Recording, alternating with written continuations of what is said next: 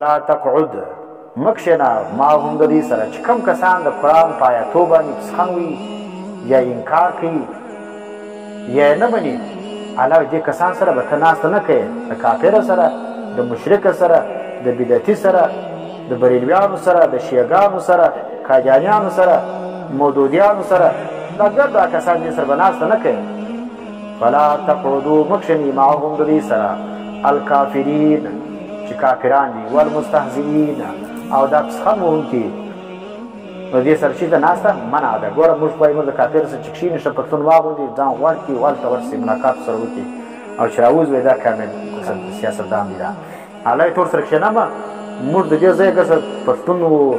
تایي و دا په اډر ورته جوړوي چې دا ورته جوړ کړو او بیا به خوشحاله سي هغه راسه الله ورسره کښېنم مګر سلام کلام ساده منع دی او دی روان نو اوس دی یو دا خبرې زده کوي چې دلته خو د باطل پرستو خلکو سره ناسته چې سوله دا منع سوله د باطل پرسته سړي سره د کافر سره مال د مشرک سره د بدعتي سره د دې سره ناسته چې دا منع ده اوس دې څو صورتونه دي یو صورت دا دی که سړی د کافر سره یا د مشرک سره یا د بدعتي سره یا د ګمراه سره کښېنستی دی په دا ګمراهي باندې په دا بدعت باندې په دا کفر باندې ورسره راضي ولو چې من سره کم دا کفر یا دا بدعت یا دا شرک هغه کوي دی ورته دا پروا نه لري دی هم دلایل ورسره وایي دا جایز کار دی هغه وایي جایز دی دی وایي جایز دی نو څه رقم چې دی هغه دی دی هم هغه رقم حکم لري که هغه کافر ولو دی هم کافر کېږي په دا باندې که هغه مشرک و دی هم مشرک کېږي که هغه بدعتي و دی هم بدعتي کېږي که هغه شیعه و دی هم شیعه کېږي که هغه بریلوی و دی هم بریلوی کېږي څه معنا که ناسته د رضا ورسره وله مانه چې کوم ګمراهي هغه کوي دی په ګمراهي باندې ورسره راضي دی دی هم هغه رقم ګمراه دی او دویم دا ده که چیرې سړی د چا سره کښېني خو بد یې ګڼي ناست دی ورسره خو دا کفر سره دا شرک سره دا بدعت سره بد کېږي خو اوس موږ دته ګوري چې عذر لري که نه لري که بلا عذر ولو فاسق دی دا عذر یې نشته او هلته بد هم کېږي دا بدعت سمې بد کېږي دا کفر سمې بد کېږي دا ګمراهي سمې بد کېږي په خوله وایي دا ګمراهان دي لیکن بیا هم ورسره کښېني بس یار دي دوست دي بلا عذره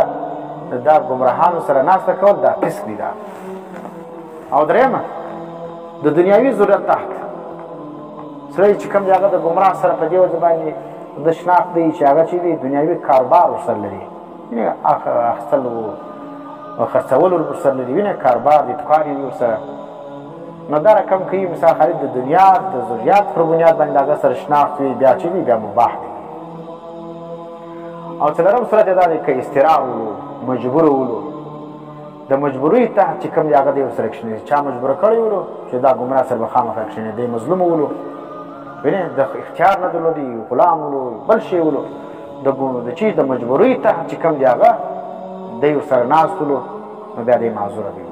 استراحت دا ته وایي چې انسان دومره قدر مجبوري که چیرې هغه عمل نه وکړي پر هغه حکم باندې لاس یې پرې کېږي یا پښه پرې کېږي وینې دومره قدر چې کوم دی هغه دی مجبوري نو بیا چې کوم دی هغه دله اجازه شته دی معذوره دی په زړه کې به دا ګمراهي او دا شیان به ګرده بد ګڼي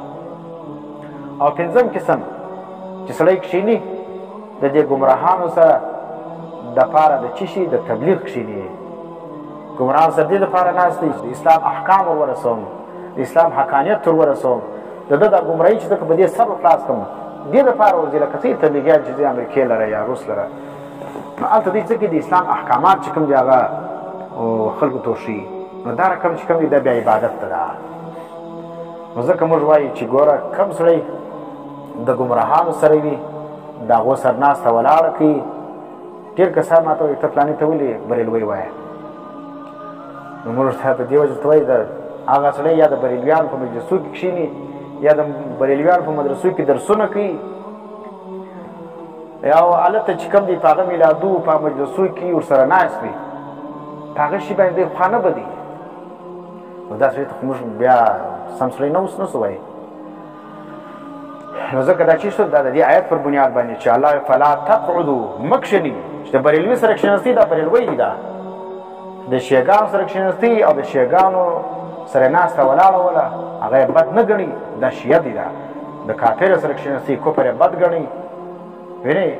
بیا خو چې کوم دی هغه دی فاسق دی که نه ګڼئ هغه رقم شي بیا فلا تقعدوا مکشنی معهم د دې سره الکافرین والمستهزئین ها کافران او پسخن وهونکي انکم اذا مثلهم نو که چیر تاسو سره کښېنستلاست په دغه وخت کې چې دوی د الله د آیاتو پسخن وهي یا کفر کوي یا ډرې په ولې نو تاسو څه شیاست اذن په دا وخت کې ان قعدتم معهم که چیر تاسو کښېنستله د دې سره مثلهم په مثل د دې یاست فی الاسم په چا کې په ګناه کې په ګناه کې د هغه رقم دا ګوره دا مجلسونه دا رقم مجلسونه راځي چې چې بعضې وخت خلک چې هغه په آیاتو باندې پسخن وي په پرده باندې پسخن وي وینې او دا رقم چې کوم دی هغه پر ږیره باندې یا په لنګوټه باندې خلک پر خاندي نو په دا شان باندې پسخن شروع دا مجلس ته بس ولاړېږي او که ورسره ناست ولاست نو که په زړه باندې ورسره خوشحاله وي نو خو هغه حکم نه دی او که چیرې په زړه کې دې بد کېدی وینې د شرم د وجې دغه د وجې نو فاسق خامخا دی جوړېږي سړی دا کار